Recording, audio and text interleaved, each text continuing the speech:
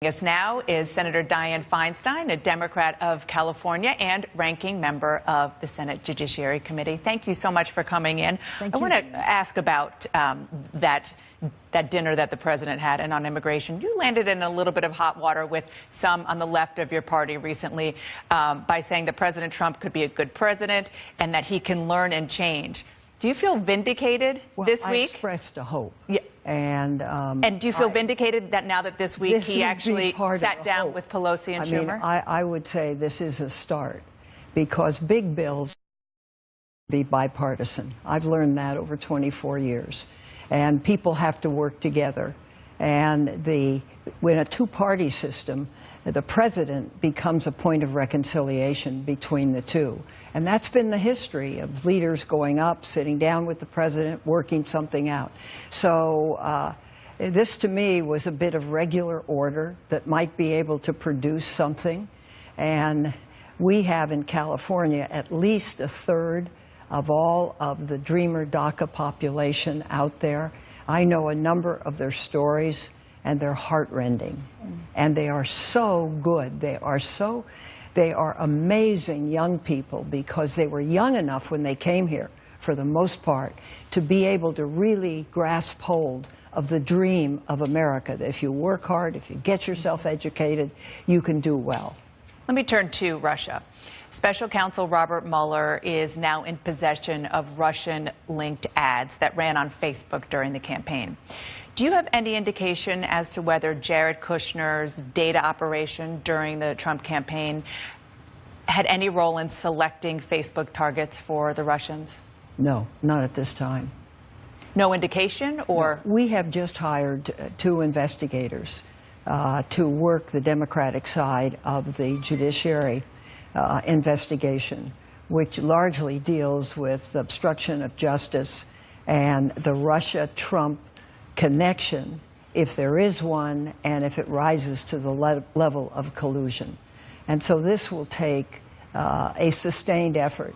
And I think everybody should be very cautious in what they say, because none of us want to be false in what we say. So it means you have to wait till the evidence comes in. These are new Democratic investigators. Are you working with in a bipartisan way as well, as a Republican investigator? We work in a bipartisan way in terms of the interviews.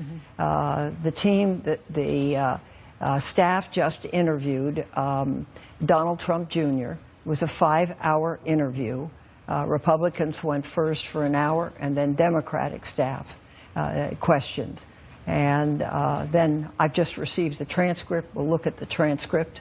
And I think it's Senator Grassley's intent, and it's certainly my intent, to have him before the committee in the open and be able to ask some questions under oath. Do you have any idea when that's going to happen? That public testimony from Donald Trump Jr.? It'll be this fall. I know that for sure. Things keep changing, not by design, but by just the press of other business on the committee. And I think people have to anticipate. I know, because as I walk through the halls, there's a rush of press, you know, with question after question. It'd take a long time. This could take a year and a half, if not more. So I think people have to be patient. The chairman and I work well together. If we have a difference, we work it out between us. I think the Democratic side is very constructive in how they work at this. And we will be able to answer some questions. Let me put it that way. One quick final question on Russia before we move on. Your committee, the Senate Judiciary Committee, is having trouble getting in touch with President Trump's former campaign chairman, Paul Manafort. When will you and Chairman Grassley decide to send him a subpoena? We will likely do that if he refuses to come before the committee. And one of the things that we want to do before is some investigative work. And we now have people aboard that can do that. Let's turn to North Korea. The Trump administration's position, as you well know, is no diplomatic talks before North Korea agrees to end its nuclear program. Is that the right approach? I don't believe it is. I've spent a lot of time on intelligence looking at North Korea. I've read most, if not all, of the intelligence and the real intelligence. I think that North Korea is not going to give up its program with nothing on the table. I think that what could happen is that we could have reliable verification of a freeze of both the nuclear program and the missile arsenal, and that we could conceivably talk China into supporting that kind of a freeze because it would carry with it no regime change and no war. And I have never been in a state of greater concern about this nation and Korea, because there's a certain recklessness on the other side. They now have very powerful weapons. They've done 6 nuclear tests. Mm-hmm. They have big missiles, and they have missiles that can carry. You're concerned about Korea, and you said that you read a lot of the intelligence. How concerned are you about the United States and the safety of the United States? Well, I am concerned about the safety of the United States. Our missile defense isn't perfect. It certainly leaves more to be desired, and it has to really be worked on to be improved. And we know that they can hit anywhere within the United States now. And they've done this in a relatively short time. And this particular leader over his father has moved much more quickly, and it's been effective.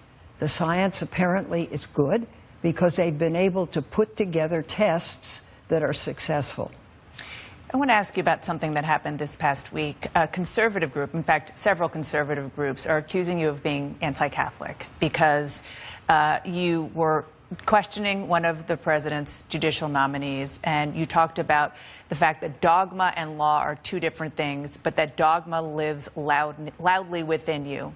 Can you explain what happened? Well, first of all, let me say this. I'm a product of Catholic education from the Convent of the Sacred Heart.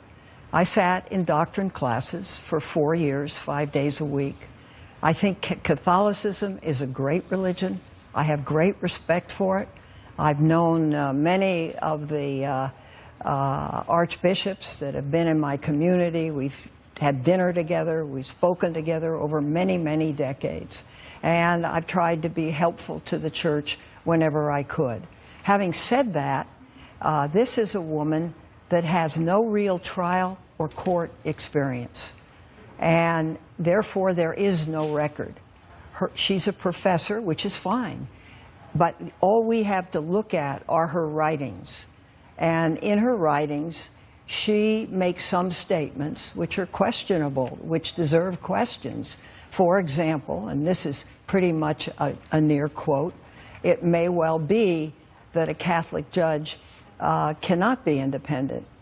This is not a direct quote because I don't have it in front of me. But it was something to necessitate us to, I thought, appropriately ask about it. Senator Feinstein, you have a lot on your plate. Are you up for another 6 years? Well, we'll see, won't we? Thank you. You're up for re-election in 2018. Are you going to? I'm well aware of that. Thank you very much. Okay. Thank you so much, Senator. You're not going to declare here, I I'm not going to declare.